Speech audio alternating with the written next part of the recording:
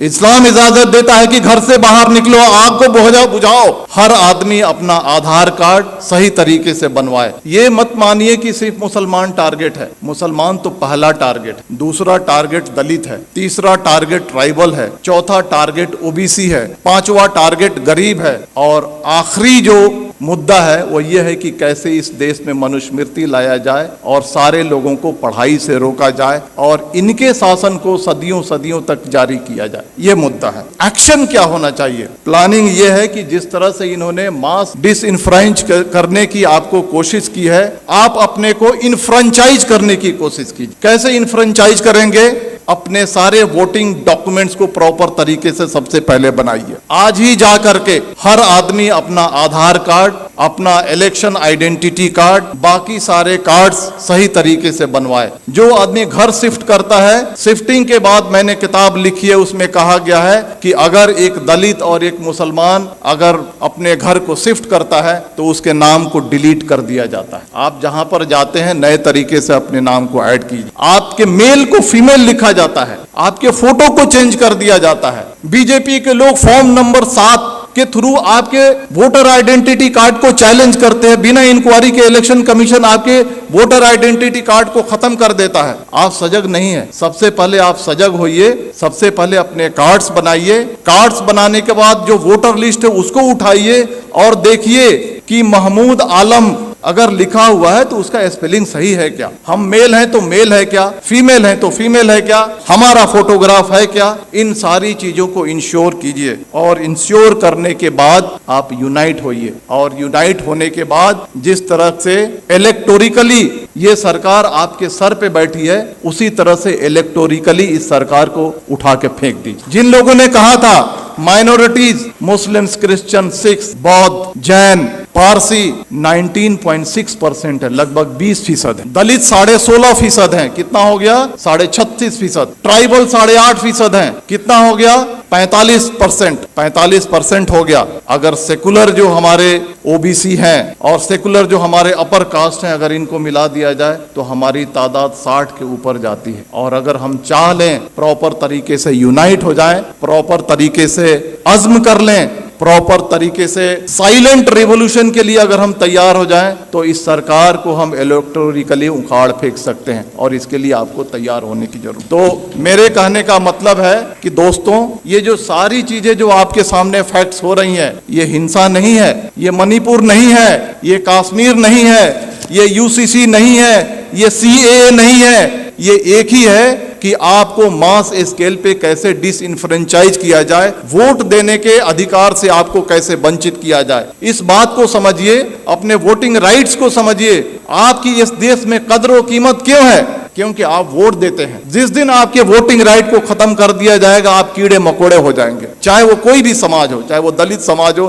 Tribal समाज हो या माइनॉरिटी का समाज हो। अपने राइट्स को समझिए, अपने डॉक्यूमेंट्स को बनाइए और आने वाले इलेक्शन में मैं कहना चाहता हूं कि वोट करना ये लगना चाहिए कि 100% दलितों ने, 100% मुसलमानों ने, 100% ट्राइबल ने वोट किया है। और अगर आने वाले इलेक्शन में अगर आप वोट नहीं करते हैं तो समझ जाइए कि आप अपने मजहब को धोखा दे रहे हैं, आप अपने देश को धोखा दे रहे हैं। अगर बाहर आग लगी हो और घर के अंदर अगर हम चैन से बैठते हैं, इस्लाम इसकी इजाजत नहीं देता है। देखिए, आपके सामने जो बातें हो रही हैं आज, इस चर्चा सत्र के 2 पार्ट है। एक पार्ट है यूसीसी और दूसरा पार्ट है मॉब वायलेंस। हम दोनों को अलग अलग चर्चा करेंगे। पहला मैं कहना चाहता हूं, हम यूसीसी को हम लेते हैं। आज से 6 महीना 1 साल पहले आपने देखा होगा कि लव जिहाद और धर्मांतरण इस देश का सबसे पहला मुद्दा था। अलग अलग रियासतें अपने अपने रियासत में कानून बना रही थी। कर्नाटक की बीजेपी सरकार कानून अलग से बना रही है, मध्य प्रदेश की सरकार अलग से कानून बना रही है, हरियाणा की खट्टर सरकार अलग से कानून बना रही है, धामी सरकार अलग से कानून बना रही है, योगी सरकार अलग से कानून बना रही है। मैं आपको कहना चाहता हूं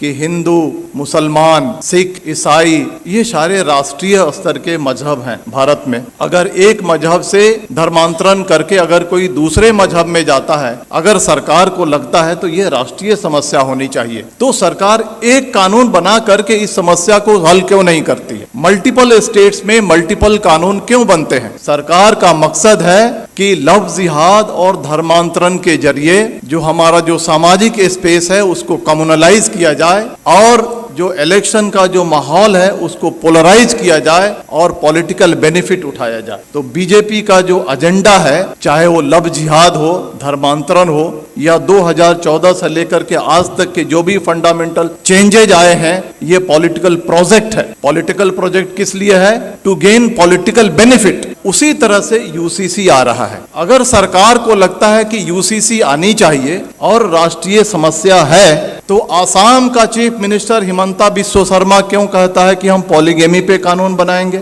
धामी सरकार उत्तराखंड का क्यों कहता है हम यूसीसी पे ड्राफ्ट लेकर के आएंगे? आप देखिएगा मेरी बात, यू मार्क माई वर्ड, कुछ दिन के बाद योगी सरकार अलग ड्राफ्ट लेकर के आएगी, कुछ दिन के बाद मध्य प्रदेश की शिवराज सरकार अलग ड्राफ्ट लेकर के आएगी। और इसका मकसद है कि ये उनका पॉलिटिकल प्रोजेक्ट है। और पॉलिटिकल प्रोजेक्ट किस लिए है? समाज को पोलराइज करने के लिए। अब सवाल उठता है कि इसका मकसद समाज को पोलराइज करने के लिए है, तो हमें क्या करना चाहिए? जहां तक यूसीसी का सवाल है, बड़े बड़े वक्ता, बड़े बड़े दानिश्वर कहते हैं सबसे ज्यादा जो नुकसान होगा वो क्रिश्चियंस को होगा, सिख को होगा, ट्राइबल्स को होगा, दलित को होगा। हमारी जिम्मेदारी है, सरकार देखिए 2014 से लेकर के आज तक जो चाहती है वो करते आई है। अगर वो चाहेगी कि यूसीसी लाएं तो हम रोक नहीं सकते हैं, लेकिन हम जो कॉन्स्टिट्यूएंट्स जो उनको वोट करते हैं उनको ये एजुकेट कम से कम कर सकते हैं कि ये जो है आपको बर्बाद करने के लिए लाया जा रहा है। इसके कॉन्स्टिट्यूएंट्स कौन है? ट्राइबल्स हैं,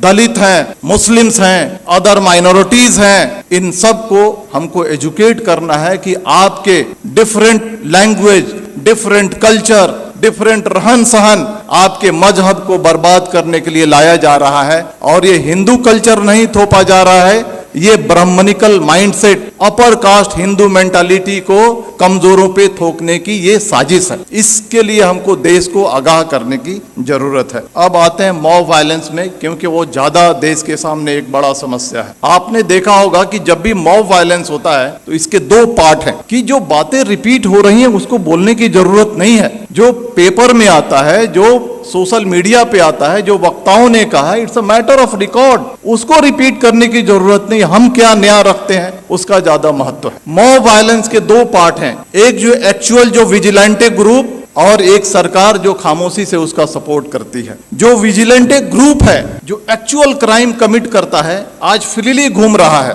हथियार कलेक्ट कर रहा है, क्राइम कर रहा है, माइनॉरिटीज पे वार कर रहा है और उसको कोई छेड़ने वाला, कोई अरेस्ट करने वाला नहीं है। दूसरा जो पार्ट है आज की सरकार कितनी भी मॉब लिंचिंग हो जाए, मणिपुर हो जाए, नू हो जाए, पुन्हाना हो जाए, झिरका हो जाए, ट्रेन में फायरिंग हो जाए, दंगे हो जाए, सरकार जबान नहीं खोलने वाली है। सरकार चुप है। सरकार इज मेंटेनिंग साइलेंस। और साइलेंस को क्या कहा जाता है? साइलेंस को, खामोशी को रजामंदी कहा जाता है। सरकार वायलेंस को रजामंदी दे रही है। सरकार रजामंद है कि वायलेंस किया जाए। इसके दो पार्ट हैं, जो विजिलेंटे ग्रुप हैं और जो सरकार है, इनके मोटिव में फर्क है। जो विजिलेंटे ग्रुप है उनका मोटिव है कि हम जो कमजोर हैं उन पे हमला कर रहे हैं, उनको सबक सिखा रहे हैं, उनको तकलीफ में डाल रहे हैं और बहुत खुश हैं कि तारीख में इन्हें हमको सताया था। ये बात सही है या गलत, इसकी अलग चर्चा की विषय है, लेकिन इन्होंने हमें तारीख में हमको तकलीफ दी थी, आज हम इनको तकलीफ दे रहे हैं। वो खुश है। वो इलिटरेट, कम पढ़ा लिखा आदमी जो विजिलेंटे ग्रुप है खुश है। लेकिन जो सरकार, जो ऑर्गेनाइजेशन आरएसएस इस देश को चला रही है, उनका जो एजेंडा है वो एजेंडा बिल्कुल ही अलग है। वो एजेंडा है मास डिसइनफ्रेंचाइजमेंट की, यानी मास स्केल पे आपको वोट देने से वंचित किया जाए। इसको मैं समझाऊंगा, आप मुत्तफिक नहीं होंगे मेरी बातों से, लेकिन मैं समझाऊंगा। 19वीं सदी में सदर्न अमेरिका में gym crow system of mass disenfranchisement लागू किया गया था। कोर्ट ने भी इसकी इजाजत दी थी। यह क्या है कि छोटे मोटे क्राइम में आपको पनिशमेंट हो जाए, किसी तरह की आपने अनुशासनहीनता कर दी, किसी तरह से आपने अपने लाइफ को थोड़ा सा डेविएट कर लिया, इन सारे मुद्दों पे आपको वोट देने की राइट को छीन लिया जाएगा। This is the gym crow system of mass disenfranchisement. वही सिस्टम सरकार धीरे धीरे इस देश में लागू करना चाहती है। चाहे वो कश्मीर का मुद्दा हो, चाहे वो मणिपुर का मुद्दा हो, चाहे वो बुलडोजर का मुद्दा हो, चाहे वो CAA का मुद्दा हो, चाहे वो UCC का मुद्दा हो। ये 5 चीजें मैंने आपके सामने रखी हैं। ये पांचों जो मुद्दे हैं, These are basically hidden agenda of mass disenfranchisement। कैसे कश्मीर से 370 हटाया गया, मोटिव ये है, उद्देश्य ये है कि वहां के पॉपुलेशन को ऑल्टर किया जाए, डेमोग्राफी को ऑल्टर किया जाए। जो मुसलमान चीफ मिनिस्टर बनता है उसको हटा करके अपर कास्ट बनिया या ब्राह्मण या राजपूत वहां पे चीफ मिनिस्टर बैठाया जाए। मणिपुर का जो मामला है, मणिपुर के मामले को हद से ज्यादा तूल इसलिए दिया जा रहा है, सरकार खामोश है, कि वहां के डेमोग्राफी को चेंज किया जाए और वहां के जो लोग हैं जो वोट करते हैं उनको रोका जाए और बीजेपी के रास्ते को साफ किया जाए। बुलडोजर जो चलाया जाता है, बुलडोजर चलाने के बाद आपका घर खत्म हो जाता है, आपकी पहचान खत्म हो जाती है, आप अपना वोटर ID कार्ड नहीं बना सकते हैं, आप बहुत सारी चीजों से वंचित हो जाते हैं। आप ये जो बुलडोजर चलाया जा रहा है, it's a part of disenfranchisement. CAA जो आया था, आपने देखा ना कि NRC करेंगे, फिर CAA को लागू करेंगे, करोड़ों करोड़ों की तादाद में मुसलमानों को डिसइन्फ्रेंच करने की ये साजिश थी। UCC जो लाया जा रहा है, छोटे छोटे सिविल मैटर्स को कैसे उसको पनिश करके और उस पनिशमेंट को आधार बना करके आपके वोटिंग राइट्स को छीना जाएगा। आज आपने देखा ना,